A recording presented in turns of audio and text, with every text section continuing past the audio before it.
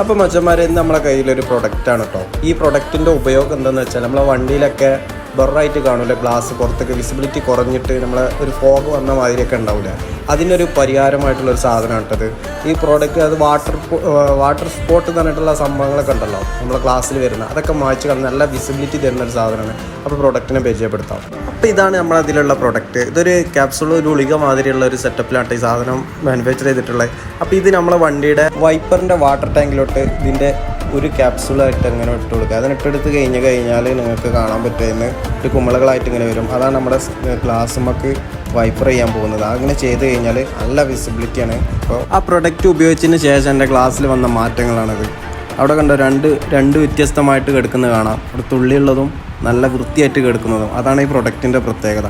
Smoke, കറകൾ ഒക്കെ എല്ലാം പോയി വൃത്തിയായിട്ട് ഇതുപോലെ ഗ്ലാസ് നല്ല വിസിബിലിറ്റിയോടെ കിട്ടും. അടിപൊളി സാധനം.